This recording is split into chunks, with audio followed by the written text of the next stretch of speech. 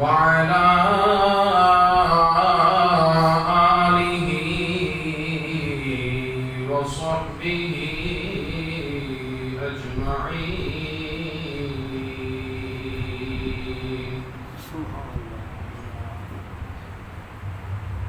أما بعد فأعوذ بالله من الشيطان الرجيم.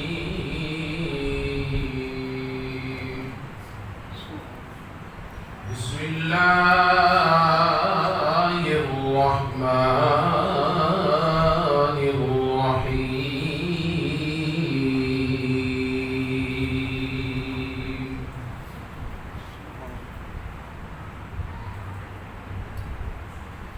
يا أيها الذين آمنوا إن تنصروا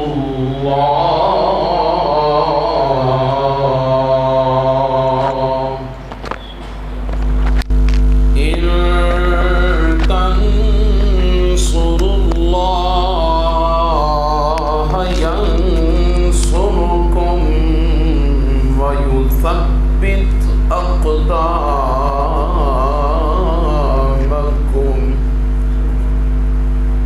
صدق الله مولانا العظيم وبلغنا رسوله النبي الكريم الأمين.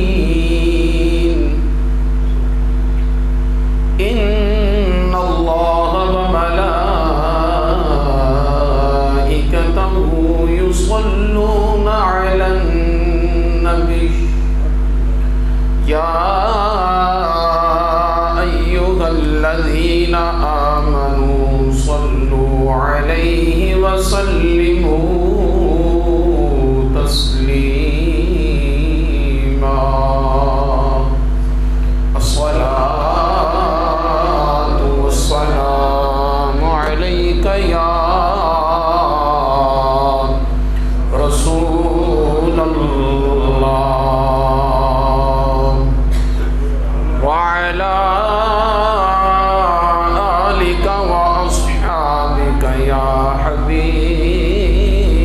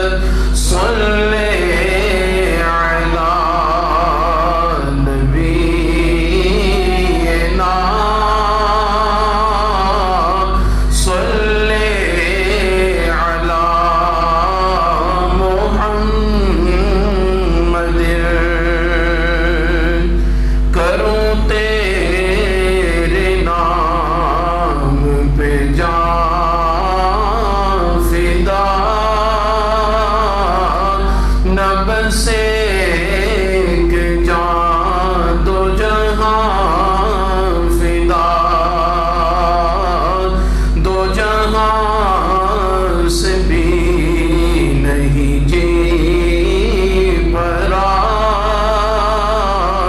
करूं क्या करोड़ों जहां नहीं, सल्ले अला नबीना,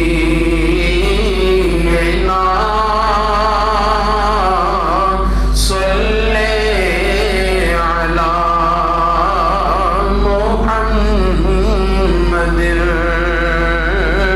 सल्ले अला शफीइना,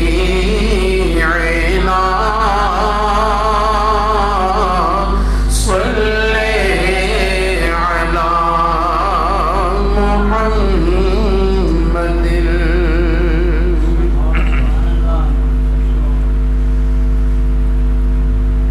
अल्लाह तबारक व तआला जल्ल जलालुहु व इज़्ज़ बुरहानुहु व अम्म नवालुहु व अअज़म शानुहु व अतम्म बुरहानुहु व ला इलाहा गैरुहु की हम्द व सना हुज़ूर नबी करीम रऊफ़ुर रहीम ताजदार मदीना सुरूर क़ल्ब व सीना अहमद मुज्तबा हज़रत सय्यदुना मुहम्मद मुस्तफ़ा सल्लल्लाहु ताला अलैहि व आलिहि व सल्लम की बारगाह अक़दस में हदिया दुरूद व सलाम का नज़राने अक़ीदत अर्ज़ करने के बाद नहायत ही वाजिबुल एहतराम काबिल कदर मेरे दोस्तों, बुज़ुर्गों और मुहतरम साथियों,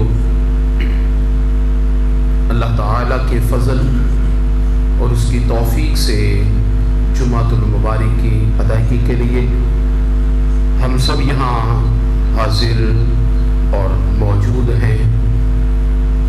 खुदावंद कुद्दूस हम सब की इस हाज़िरी को अपनी बारगाह आलिया में शर्फ़ कबूलियत अता फ़रमाए। हमेशा हक़ बात करने, हक़ सच का दिफा करने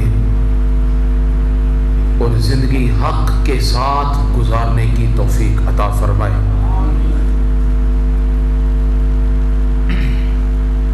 अज़ीज़ान मोहतशम, अल्लाह ताला के फ़ज़ल उसकी तौफ़ीक़ से कायनात आलम में इस्लाम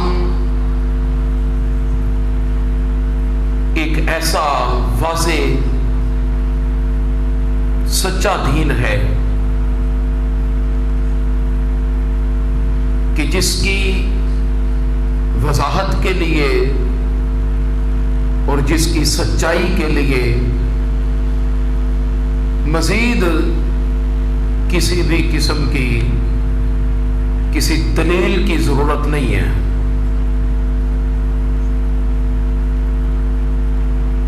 अल्लाह तबारक व तआला जल्ल मजदहुल करीम ने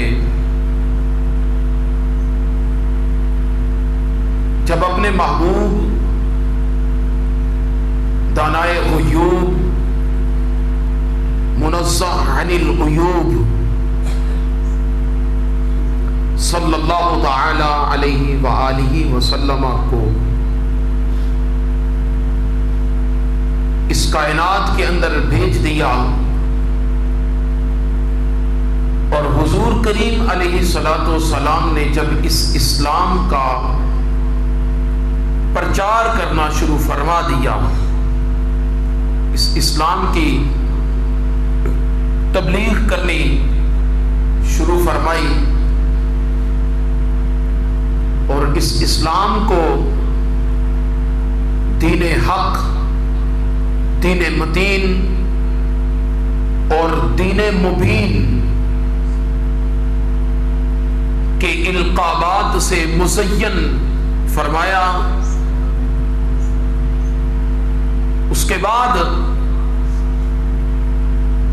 कायनात आलम में جتنے بھی ادیان ہیں اسلام کے سوا، جتنے بھی ادیان ہیں وہ سارے کے سارے دین اسلام کے سامنے مغلوب، اور اسلام ان سب ادیان پر غالب آ گیا۔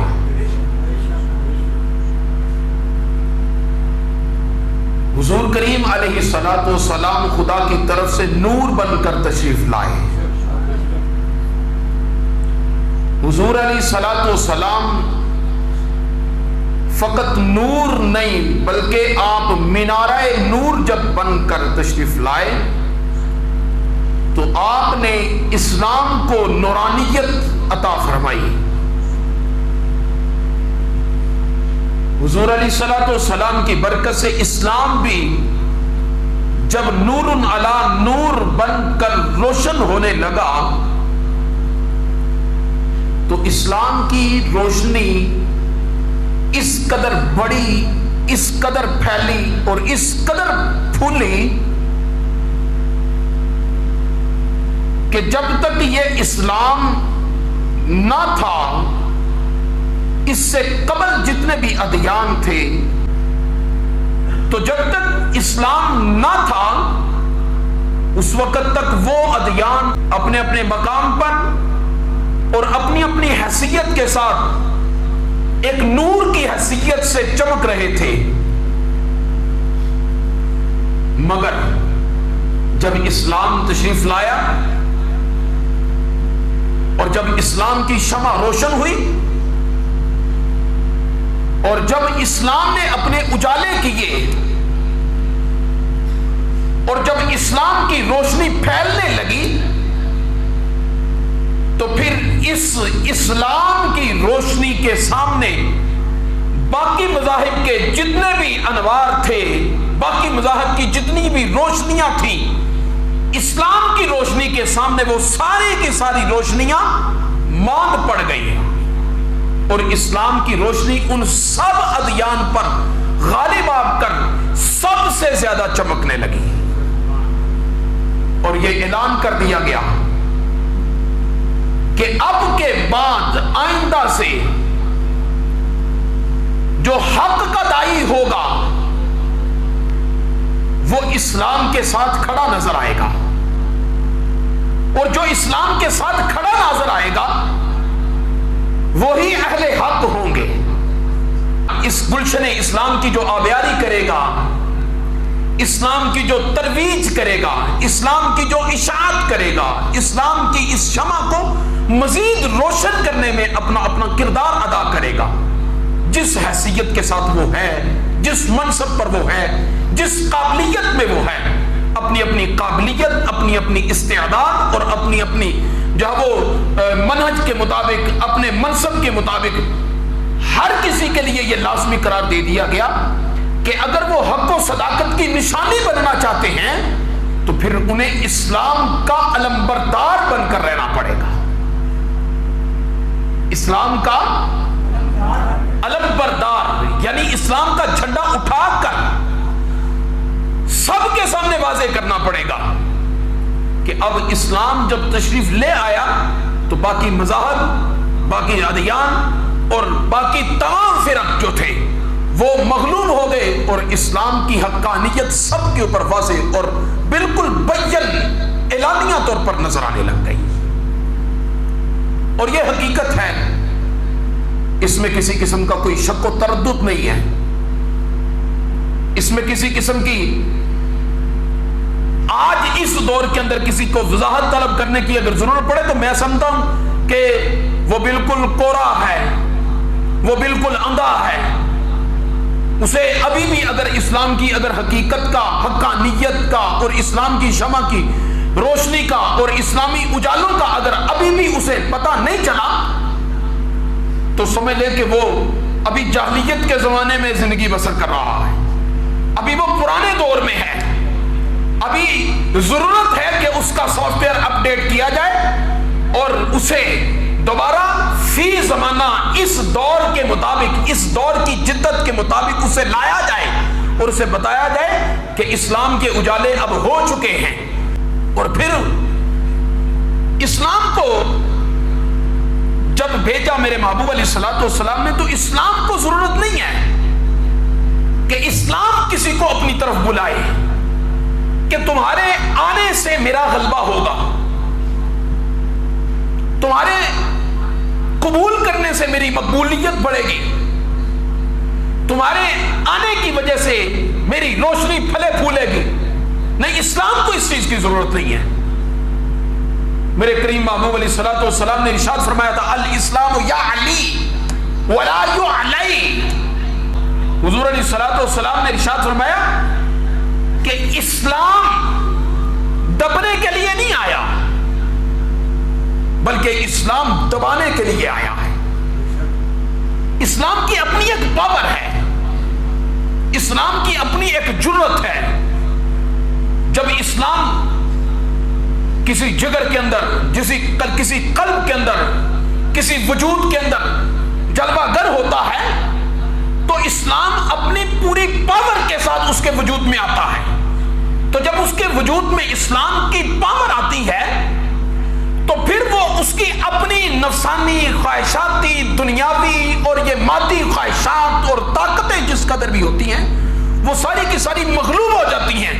اور اس کے وجود کے اندر اگر کسی طاقت کا غلبہ ہوتا ہے تو وہ فقط اسلام کا غلبہ ہوتا ہے. جب اسلام کا غلبہ ہوتا ہے تو پھر اسلام ایسے مردان حق سے جب کام لیتا ہے تو پھر دنیا کو کہنا پڑ جاتا ہے کہ بھائی دیکھنے میں تو کچھ بھی نہیں تھا، دیکھنے میں تو کچھ بھی نہیں تھا، نظر آنے میں تو اتنی مہارت نہیں تھی، مگر جب اسلام کی پاور شامل حال ہوتی ہے تو پھر اسلام کی پاور کے ساتھ جب وہ اپنا کردار واضح کرتا ہے تو دنیا اسے ممتاز حسین قادری کے نام سے یاد کرتی ہے.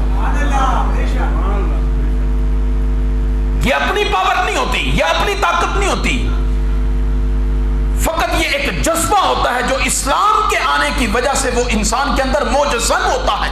جب وہ اپنے اندر موجزن ہوتا ہے تو اس اسلام کے جذبے کی وجہ سے، حضور کریم علیہ الصلوۃ والسلام کی محبت کی وجہ سے پھر وہ جذبہ پیدا ہوتا ہے، وہ ایک پاور آتی ہے تو انسان دنیا کی ساری طاقتوں کو ہیچ سمجھتا ہے، دنیا کی ساری طاقتوں کو وہ کمزور ترین سمجھتا ہے. اور اسلامی طاقت ایسی عظیم طاقت ہوتی ہے کہ اگر سامنے موت کھڑی ہوئی نظر آئے، بندے کو نظر آ رہا ہو کہ میں نے قدم اٹھایا تو اس قدم کے اٹھانے کے بعد میری موت واقع ہو گئی، بندے کو نظر آ رہا ہے کہ اگر میں نے اب قدم اٹھایا تو میں نہیں رہوں گا. اسلام اس وجود کے اندر ایسی طاقت فراہم کرتا ہے کہ وہ موت کو بھی شہادت کا جذبہ سمجھ کر ایسے سینے سے لگاتا ہے جیسے کوئی میٹھا نوالا حاصل کرتا ہے، میٹھا نوالا حاصل کرتا ہے. اب اس کے مقابلے میں اگر آپ اسلام سے مخالفت جتنے بھی ادیان ہیں، جتنے بھی مذاہب ہیں، اگر اس ایک طاقت کے مقابلے میں ان کو دیکھیں تو وہ سست ہیں، وہ کاہل ہیں، وہ ہیچ ہیں، وہ کچھ بھی نہیں ہے. اور اسلام کی طاقت ان کے سامنے بڑی دلیرانہ نظر آتی ہے، اس لیے کہ اسلام کا داعی اور اسلام کا ماننے والا مرد مومن، مرد مجاہد، مرد مسلمان جب موت کو بھی گلے لگاتا ہے تو وہ اس کے ساتھ گلے لگاتا ہے کہ وہ اپنا ایک جذبہ شہادت سمجھتا ہے، وہ اپنے آپ کو قابل فخر سمجھتا ہے. وہ موت کے بعد اپنے آپ کو یہ نہیں سمجھتا کہ میں اس موت کے بعد مٹا دیا جاؤں گا، صفحہ ہستی سے میرا نام ختم ہو جائے گا، میرا سب کچھ مٹ جائے گا. نہیں، وہ کہتا ہے کہ اس ایک موت کو سینے سے لگانے سے ہی تو میری زندگی ہے. وہ اسی کو اپنی حیات جاودانی سمجھتا ہے. جبکہ کفر ایسا بزدل ہوتا ہے کہ اسے اپنے ایک میل دور بھی جب موت نظر آتی ہے تو وہ اپنے الٹے پاؤں بھاگنے کی کوشش کرتا ہے، وہ پچھلے پاؤں بھاگتا ہے اور موت سے ڈرتا ہے، موت سے آگے بھاگتا ہے، وہ مرنا نہیں چاہتا. وہ دنیا میں رہنا چاہتا ہے. یہ صفتیں، یہ صلاحیتیں خداوند قدوس نے اسلام کی برکت سے بندہ مومن کے، مسلمان کے دل میں رکھی ہیں. یہ اسلامی جذبات ہیں، یہ اسلام کی برکتیں ہیں. تو جب اسلام آتا ہے تو اسلام کے آ جانے کے ساتھ ہر طرف برکتیں ہی برکتیں ہوتی ہیں، ہر طرف رحمتیں ہی رحمتیں ہوتی ہیں. اس لیے ہم اس چیز کی جستجو کرتے ہیں کہ کاش کہ اس اسلامی ریاست کے اندر نظام اسلامی آ جائے. جب اسلامی نظام آئے گا تو پھر ہر طرف اجالے ہی اجالے ہوں گے، ہر طرف جو ہے وہ روشنی ہی روشنی ہوگی. پھر کسی سے کچھ کہنے کی ضرورت نہیں پڑے گی کہ آپ نے یہ کیوں کیا، آپ نے وہ کیوں کیا.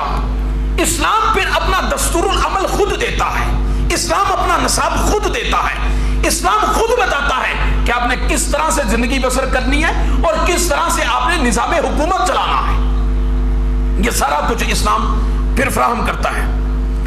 بارکیف عزیزان گرامی قدر، یہ تو چیزیں اور یہ تو برکتیں وہ ہیں جو اسلام کی ہیں. لیکن میرے عزیز دوستو، اسلام کے اندر بسنے والے مسلمانوں کے اندر بھی اسلام اپنے کچھ حقوق بیان کرتا ہے. اسلام حق کو پسند کرتا ہے اور حقیقت ہی اسلام کی پسندیدہ شے ہے. باطل نہ خدا کو پسند ہے، نہ خدا کے حبیب علیہ الصلوۃ والسلام کو پسند ہے، نہ اسلام کو پسند ہے. باطل کسی صورت میں بھی پسند نہیں ہے. اسلام اپنے ماننے والوں کو عدل و انصاف کا درس دیتا ہے. اسلام تو یہاں تک کہتا ہے من سلم المسلمون من لسانہ و یدہ، کہ حضور کریم علیہ الصلوۃ والسلام نے جب اسلام کی وضاحت فرمائی، اسلام کی فضیلت بیان فرمائی، اسلام کے درجات کو بیان کیا، اسلام کی حقیقت و ماہیت کو لوگوں کے سامنے جب رکھا کہ یہ اسلام ایسی عظیم شے ہے، تو لوگ یہ پوچھنے پر مجبور ہو گئے کہ یا رسول اللہ صلی اللہ علیہ وسلم، اگر یہ ایسی عظیم شے ہے تو ہمیں فرمائیے کہ ہم اسے کیسے حاصل کر سکتے ہیں. اگر ہم اسے اپنے اوپر وارد کرنا چاہیں تو کیسے وارد کر سکتے ہیں؟ وہ کون سی چیز ہے کہ جس کے ذریعے سے اسے ہم اپنے اوپر وارد کر سکتے ہیں؟ دیکھیں، بانی اسلام، داعی اسلام علیہ الصلوۃ والسلام نے اسلام کے تقاضوں کے ساتھ ساتھ مسلمانوں کی کیسی تربیت فرمائی ہے. یہ تربیت آپ اسلام کے سوا باقی جتنے مرضی مذہب ہیں، باقی جتنے مرضی کلچر ہیں، آپ باقی جتنی مرضی سوسائٹیز ہیں، باقی جتنے مرضی ادیان ہیں، کسی کے اندر بھی تلاش کریں، یہ حسن آپ کو اسلام کے اندر نظر آئے گا. اسلام سے باہر آپ کو یہ حسن نظر نہیں آئے گا. اسلام کے باہر تو اندھیرے ہی اندھیرے ہیں. اگر یہ اجالے آپ کو نظر آئیں گے تو یہ اسلام کے اندر نظر آئیں گے. کہ لوگوں نے پوچھا یا رسول اللہ صلی اللہ علیہ وسلم، یہ فضیلت جو آپ نے بیان فرمائی، یہ مقام و مرتبہ جو آپ نے بیان فرمائی، یہ ہمیں کیسے ملے گا؟ حضور کریم علیہ الصلوۃ والسلام نے ارشاد فرمایا من سلم المسلمون من لسانہ و یدہ. ہاں، یہ کسی مسلمان کو یہ شرف تو مل سکتا ہے، یہ کسی مسلمان کو احساس تو مل سکتا ہے کہ جب تک مسلمان نہ تھا خدا کے غیظ و غضب میں تھا، جب تک مسلمان نہ تھا اس کا نام جہنم کے دروازوں کے اوپر لکھا ہوا تھا، جب تک مسلمان نہ تھا کوئی رحمت کا فرشتہ اس کے قرب میں آنا تو دور کی بات اس کی طرف دیکھنا پسند نہیں کرتا تھا، جب تک مسلمان نہ تھا خدا کے قہر و غضب میں رحمت سے دور خداوند قدوس کے قہر و غضب میں رہتا تھا. لیکن فقط ایک کلمہ ایسا ہے جو میرے محبوب علیہ الصلوۃ والسلام کا کلمہ طیبہ ہے. فقط کلمہ طیبہ پڑھا اور کلمہ طیبہ پڑھ کر جب اس نے اسلام کی چھتری کے نیچے سایہ فکن ہوا، جب اس نے اسلام کے سائے کے نیچے آیا، جب اسلام کے دامن میں اس نے پناہ لے لی، تو آقا علیہ الصلوۃ والسلام نے ارشاد فرمایا کہ وہ ساری کی ساری جو نحوستیں تھیں وہ قدرتوں میں بدل گئی، وہ ساری کی ساری جو خداوند قدوس کا قہر و غضب تھا رحمت میں بدل گیا، فرشتوں کا رحمتوں کے میں بدل گیا. اور اس کی طرف سے جس کی طرف جتنے بھی اللہ تبارک و تعالیٰ کے قہر و غضب کے نشانات سے وہ سارے کے سارے ہٹا کر اس پر رحمتوں کے بادل اور سائے کر دیے گئے. فقط وہ کیا تھا؟ فقط کلمہ طیبہ اور مسلمان ہونا تھا۔ جب یہ پوچھا گیا تو حضور کریم علیہ الصلوۃ والسلام نے ارشاد فرمایا کامل مسلمان کون سا ہے؟ المسلم من سلم المسلمون من لسانہ و یدہ، کہ کامل مسلمان وہ ہے کہ جس کے ہاتھ اور زبان سے دوسرے مسلمان محفوظ رہیں، جس کے ہاتھ اور زبان سے دوسرے مسلمان محفوظ رہیں، دوسرے مسلمان محفوظ رہیں۔ یا رسول اللہ صلی اللہ علیہ وسلم مطلب کیا ہے؟ معنی یہ ہے کہ اسلام اپنے ماننے والوں کو فقط کلمہ طیبہ پڑھ لینے کے بعد آزاد نہیں کرتا کہ آپ جو کچھ مرضی کرتے رہے، جس کی مرضی عزت پر حملہ کر دیں، آپ جس کو مرضی تہو بالا کر کے رکھ دیں، آپ جس کے لیے جیسا مرضی جو ہے وہ عنوان جو ہے وہ زیب تن کر دیں۔ نہیں، اسلام کہتا ہے کہ کسی غیر مسلم، کسی مسلمان بھائی کی دل آزاری بھی اسلام گوارا نہیں کرتا۔ اسلام اس چیز کی جو وہ قطعاً تبلیغ نہیں کرتا۔ اسلام تو کہتا ہے کہ جس کے ہاتھ اور جس کی زبان سے دوسرے مسلمان محفوظ نہ رہیں، اسلام کہتا ہے میں اس کے دامن میں آتا ہی نہیں ہوں، اسے مسلمانی کا درجہ ہی نہیں ملتا، وہ مسلمان ہی نہیں ہے۔ مسلمان کون سا ہے؟ مسلمان وہ ہے جس کے ہاتھ اور پاؤں سے، جس کے ہاتھ اور زبان سے دوسرے مسلمان محفوظ رہیں۔ اعضائے انسانی کو اگر دیکھا جائے تو دو ہی چیزیں ہیں کہ جس کے ساتھ ہم کسی کو دوسرے کو تکلیف پہنچا سکتے ہیں، دو ہی چیزیں ہیں، یا زبان کے ساتھ کسی کو کچھ کہیں گے یا ہاتھ کے ساتھ کسی پر ظلم و ستم کریں گے، یہ دو ہی چیزیں ہیں، ان کے سوا تیسرا کوئی جو ہے وہ سبب نہیں ہے۔ دونوں چیزوں کا ذکر میرے محبوب علیہ الصلوۃ والسلام نے فرمایا، اور فرما کر ارشاد فرمایا کہ جس کے ہاتھ سے بھی دوسرے مسلمان محفوظ رہیں، جس کی زبان سے بھی دوسرے مسلمان محفوظ رہیں، جو اپنے آپ کو زبان کے اعتبار سے ایسا خوش اخلاق بنائے، زبان کے اعتبار سے ایسا نرم رویہ اختیار کرے، زبان کے اعتبار سے چھوٹوں کے ساتھ اس طرح شفقت سے محبت سے پیش آئے، زبان کے اعتبار سے اپنے بڑوں کے ساتھ اس طرح عزت و احترام کے ساتھ پیش آئے کہ اسے اپنا اسلامی تعارف کروانے کی ضرورت نہ پڑے، دیکھ کر ہی کوئی سمجھے کہ بندہ تو مسلمان لگتا ہے، رویے سے، اخلاق سے، کردار سے، ظاہری بود و باش سے بندہ مسلمان لگتا ہے۔ اسلام اپنا نکھار خود پیش کرتا ہے، اور اسی طرح ہاتھ سے کسی دوسرے کو تکلیف نہ پہنچے۔ یہ ہاتھ اگر اٹھے تو کسی دوسرے مسلمان کی حمایت میں، کسی دوسرے مسلمان کی مدد کے لیے، نصرت کے لیے، اعانت کے لیے، اس کو فتح دلانے کے لیے، اس کے جذبات کو جو وہ پیکر تکمیل تک پہنچانے کے لیے، اس کے جذبات کو پائے تکمیل تک پہنچانے کے لیے اٹھے، پھر یہ اسلام ہے۔ لیکن عزیزان گرامی قدر، اسلام اپنے ماننے والوں کو جہاں اتنا کچھ عطا کرتا ہے، یہ اتنا کچھ عطا کرتا ہے، یہ اسلامی تعلیمات ہے، یہ قرآن و سنت کی تعلیمات ہے، لیکن یاد رکھیے گا اس کے ساتھ جو اس کا برعکس ہے، اسی طرح اسلام ہم سے یہ بھی تقاضا کرتا ہے کہ جس طرح اسلام نے ہمیں امن دیا، اسلام نے ہمیں جہنم سے نکال کر جنت عطا کر دی، اسلام نے ہمیں خدا کے قہر و غضب سے بچا کر رحمت و فضل عطا کر دیا، اسلام نے ہمیں فرشتوں کے عذاب سے بچا کر رحمت کے اجالے عطا کر دیے، اسلام نے ہمیں دنیا کا ایک عظیم نظام حکومت، نظام سلطنت، نظام عدل عطا کر دیا۔ دیکھیں نا، اسلام جب تک نہ تھا، باپ کو کوئی باپ سمجھنے کے لیے تیار نہ تھا، ماؤں کو ان کے گلوں میں، گردنوں میں کپڑے ڈال کر لونڈیوں کی طرح بازاروں میں بیچا نہیں جاتا رہا، اپنی بیٹیوں بچیوں کو زندہ درگور نہیں کیا جاتا رہا۔ مجھے یقین سے بتائیں آخر وہ کون سا اجالا تھا؟ جب وہ روشنی ہوئی تو اس روشنی نے انسانیت کو اس کی اپنی شناخت عطا کی، باپ کو اس کا اپنا حق عطا کیا، ماں کو اس کا اپنا حق ادا کیا، رشتہ داروں کو، محلے داروں کو اور قریب بسنے والوں کو کس نے یہ سارے کے سارے حقوق ادا کیے؟ یہ دامن اسلام ہے، یہ اجالہ اسلام ہے کہ جب تشریف لایا تو اس نے ہر چیز کو اس کے ایک میانہ روی کے ساتھ اور اعتدال کے ساتھ اسے رہنا جینا بسنا سکھایا. یہ سارا کچھ کرنے کے بعد اب اسلام ان لوگوں سے جو مسلمان ہیں, جو اسلام کے دعوے دار ہیں, جو اسلام پر چلنے والے ہیں, اسلام ان سے بھی ایک تقاضا کرتا ہے.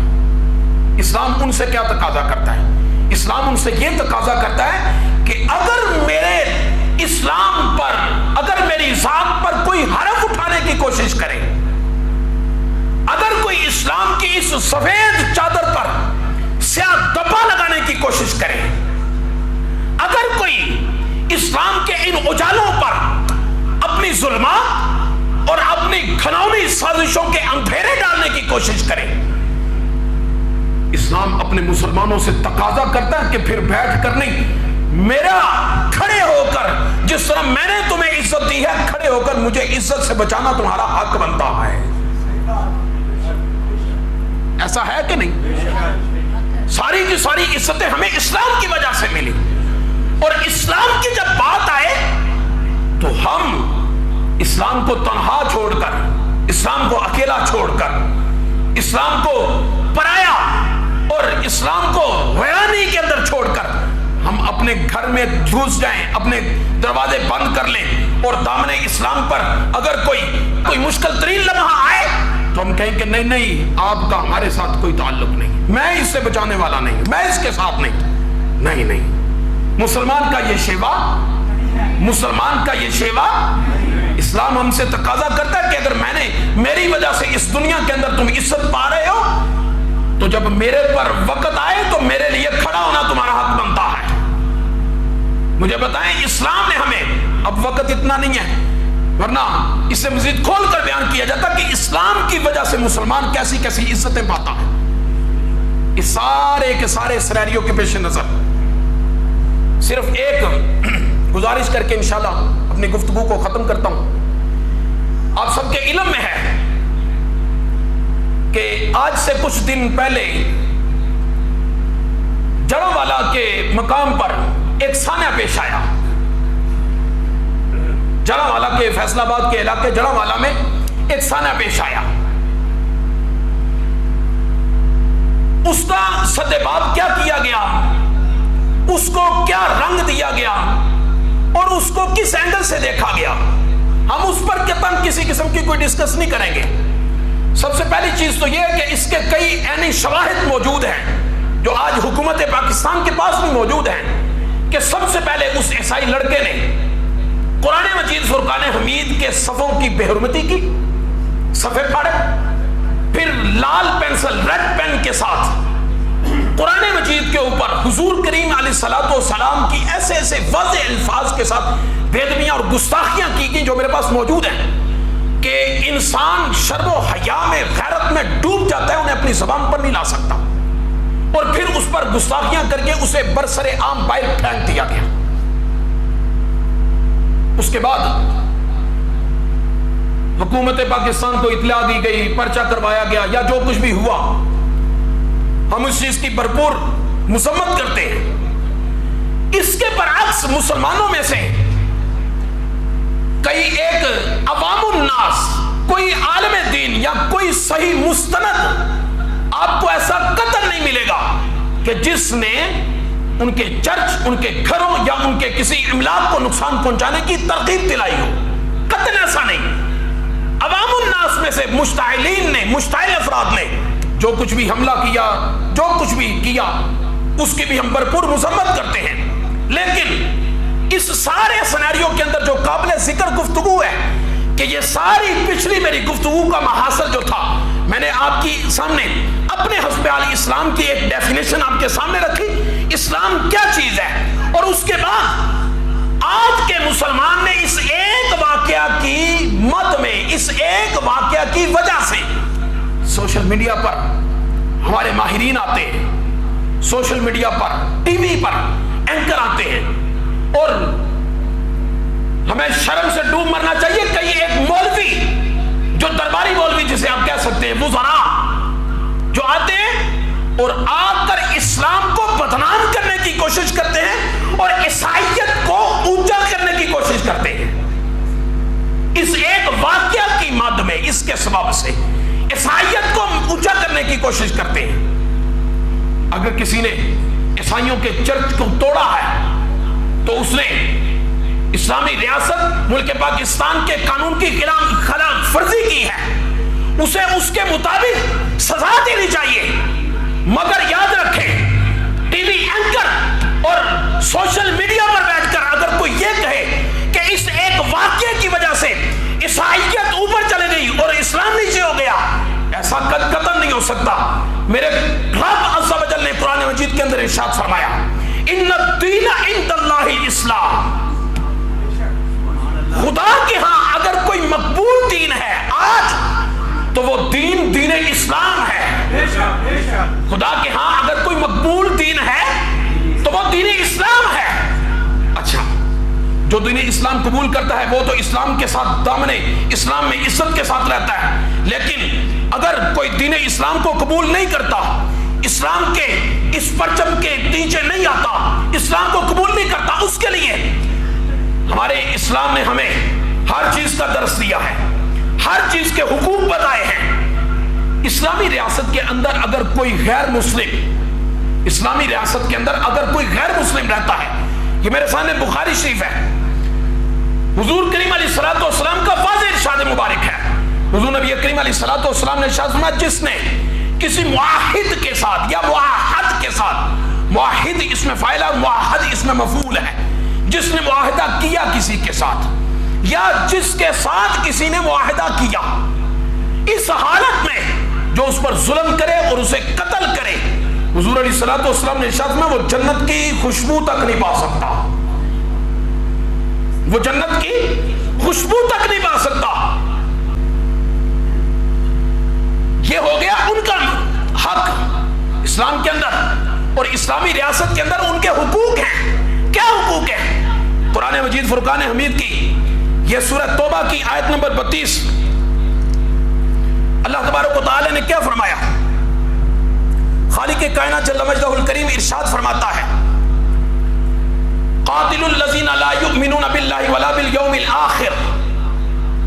لڑائی کرو ان سے جو ایمان نہیں لاتے اللہ اور اللہ کے رسول پر، لا یؤمنون باللہ اللہ پر جو ایمان نہیں لاتے، ولا بالیوم الآخر اور قیامت پر جو ایمان نہیں رکھتے، ولا یحرمون ما حرم اللہ ورسولہ اور حرام نہیں مانتے اس چیز کو جس کو حرام کیا اللہ اور اس کے رسول نے، ولا یدینون دین الحق من الذین اوتوا الکتاب اور سچے دین کے تابع نہیں ہوتے، یعنی وہ کتاب جو اللہ اور اللہ کے رسول کو عطا کی گئی، اللہ تعالیٰ نے اپنے محبوب علیہ الصلوۃ والسلام کو عطا کی، اس کتاب پر ایمان نہیں لاتے.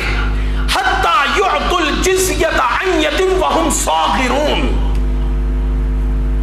قرآن کہتا ہے کہ وہ جو مسلمان نہیں ہیں ان کے ساتھ دو چیزیں ہیں، ان کے ساتھ دو چیزیں ہیں. سب سے پہلی چیز تو ان کے ساتھ جنگ کی جائے، قتال کیا جائے، اور قتال کیا جائے یا وہ مارے جائیں یا غالب آ جائیں یا مغلوب آ جائیں. ایک چیز. نمبر دو، اگر اسلامی ریاست کے اندر اگر کوئی غیر مسلم رہتا ہے تو قرآن کہتا ہے کہ اس سے جزیہ وصول کیا جائے گا، وہ ذمہ ہے. جب جزیہ وصول کیا جائے گا تو جزیہ وصول کرنے کے بعد اس کا حق یہ ہے کہ اس کے ساتھ دوسرے مسلمانوں کی طرح برتاؤ کیا جائے. مگر ہمارا اسلام کہتا ہے کہ اسے عزت اور تکریم قطعاً نہیں دی جائے گی، اسے اعزاز نہیں دیا جائے گا، اسے تکریم نہیں دی جائے گی. بدقسمتی کے ساتھ ہمارے جو حکمران ہیں وہ تو اعلیٰ عہدوں پر انہیں بٹھا دیتے ہیں. نہیں، ہمارے کہ نہیں، انہیں عزت تکریم نہیں دی جائے گی.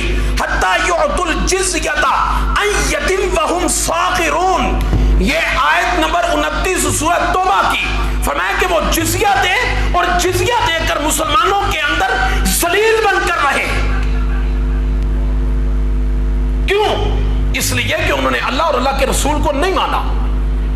عزت اگر ہے ان العزت للہ ولرسولہ، عزت اللہ اور اللہ کے رسول کے لیے ہے. اور جو اللہ اور اللہ کے رسول کو نہیں مانتا پھر اسے عدل و انصاف کے تقاضے تو پورے کیے جائیں گے، مگر عزت کے لیے اسے دامن اسلام میں آنا پڑے گا، عزت کے لیے اسے دامن اسلام میں آنا پڑے گا، ایک چیز۔ دوسری چیز، جنہوں نے چرخ توڑے ان کی سلیب کو توڑا، اور سلیب کو توڑنے کے بعد جو کچھ بھی کیا، ہم ان چیزوں کی بھرپور اس چیز کی مذمت کرتے ہیں، ایسا نہیں ہونا چاہیے، قتل نہیں ہونا چاہیے، مگر اس کے ساتھ انہوں نے فتویٰ یہ شائع کیا کہ جنہوں نے یہ کام کیا انہوں نے حرام کام کیا، اس کام کی وجہ سے وہ کافر ہو گئے، اس کام کی وجہ سے وہ کافر ہو گئے۔ اچھا، یہ میں آپ کے سامنے صحیح بخاری شریف، اس کے اندر تقریباً 3 جگہ پر یہ روایت موجود ہے۔ پہلی روایت ہے 2222 نمبر، دوسری روایت ہے 2476 نمبر، اور تیسری روایت ہے 3448 نمبر۔ ایک روایت میں اس میں سے آپ کے سامنے پیش کرتا ہوں۔ حضور کریم علیہ الصلوۃ والسلام نے کیا ارشاد فرمایا؟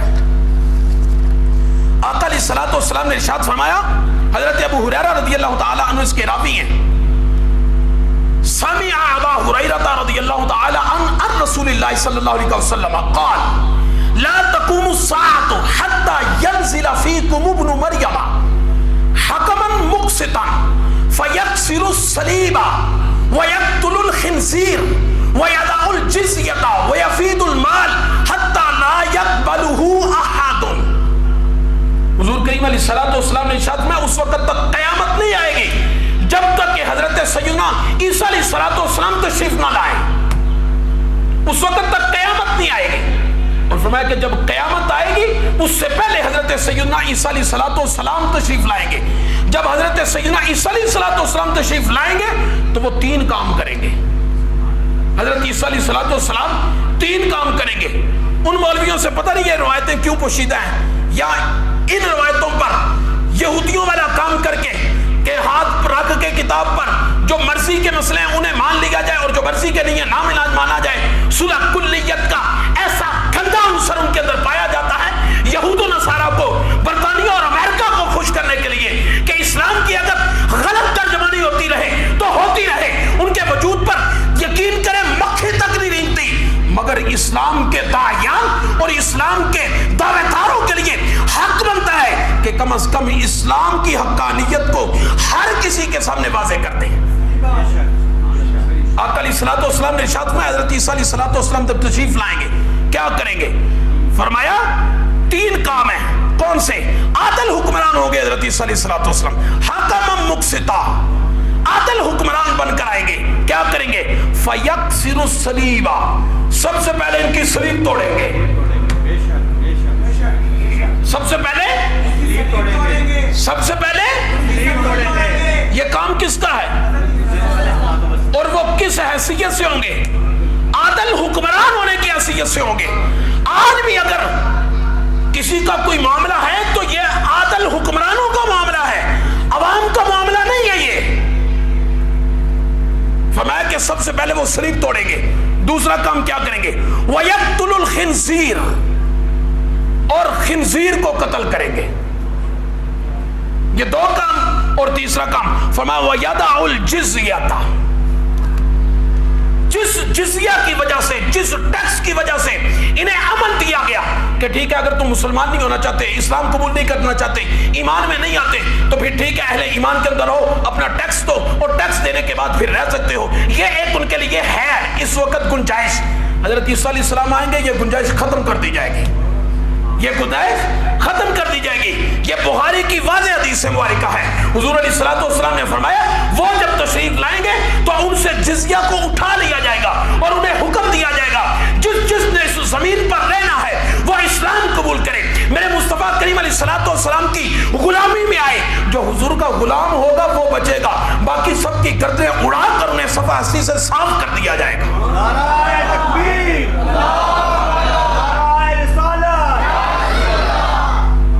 حضور کریم علیہ الصلوۃ والسلام کی غلامی میں سب کچھ ہے، لہذا معاملہ دونوں طرف سے غلط ہوا، اور غلط معاملے کے اندر جس کی وجہ سے سارا کچھ ہوا، اس معاملے کو سب کچھ جو ہے نا وہ سب نے بالکل ہی چھپا دیا۔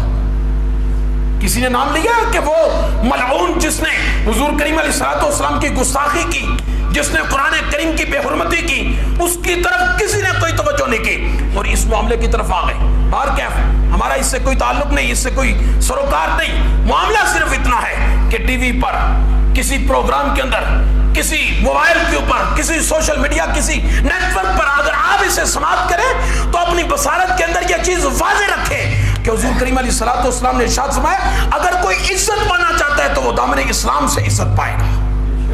اسلام کے بغیر کچھ بھی نہیں ہے، اسلام کے بغیر ذلت ہے، اسلام کے بغیر رسوائی ہے، اسلام کے بغیر اندھیرا ہے، اور اسلام کے اندر نور ہے، اسلام کے اندر نجات ہے، اسلام کے اندر فلاح ہے، اسلام کے اندر اللہ اور اللہ کے رسول صلی اللہ تعالی علیہ وسلم کی بارگاہ اقدس کا قرب اور ان کی بارگاہ اقدس سے فلاح ہے۔